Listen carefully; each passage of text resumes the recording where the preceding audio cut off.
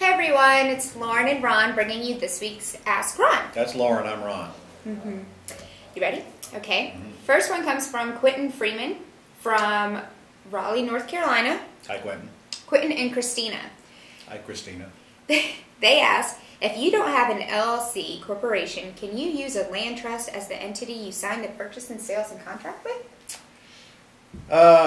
I don't like that idea, guys, because a land trust doesn't exist until you actually take title to the property and fund the trust. Putting the title to the property in the land trust is what funds it. So if you use a land trust to make an offer, technically you're making an offer with an entity that doesn't exist yet. Now, it may or may not be a problem. I have done it and still do it from time to time, but I have intentions of forming the trust at the time I take title. Frankly, I don't see a problem with it, but if you ever get challenged on it, you're probably going to lose for that reason.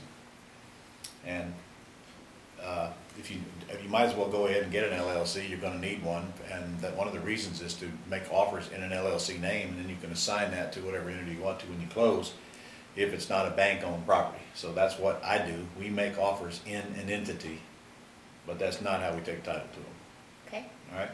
So next question comes from Richard Hewitt. Hey, Richard. Hi, Ron. He's from Michigan, isn't he?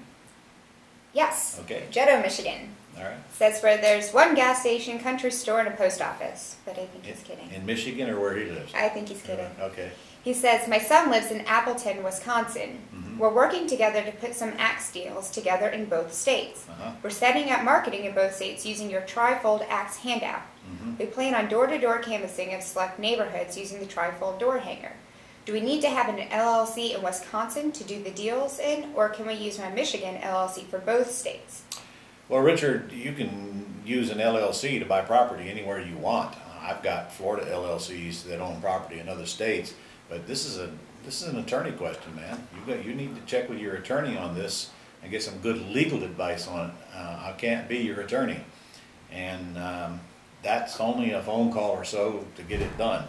I can tell you there's no law that I know of that says you can't buy in other states, but maybe there's a tax reason or something that you should check out before you go doing it. Get the advice from the professionals. Okay. Last question. You don't have a name, but they're from Washington. Oh, that's good. That narrows it down. It says, hello, I hope this finds you well. What do you think about tax sales? My county is having one really soon, and I'm located in the suburbs of Washington, D.C. And I noticed that some of the properties are being sold for hundreds of dollars. Do you think this is a wise investment for a first property? All right. Well, okay, no name.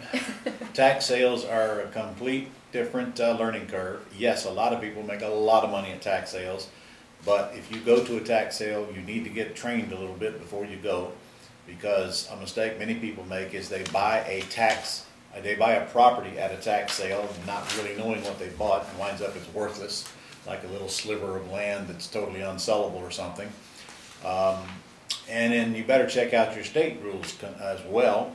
I do know that if you buy a house at a tax sale, you're probably going to have to file a quiet title suit to get clear title on it, which is not a big deal.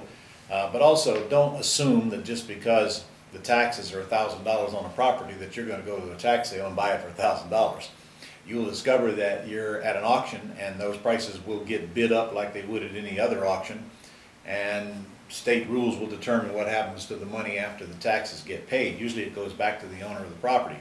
So it wouldn't hurt for you to go to a tax sale, take a look around, poke around, but don't be spending money until you get training on tax sales. Now, the best guy I know to get that from is my friend Ted Thomas. That's his specialty nationwide, and he's been at it for 100 years. And he's the best that I know of. So like anything else, get a little bit of training on it first before you go writing checks. But yes, it's a great way. It's a great way to get great returns on your money for sure, because the government pays your return.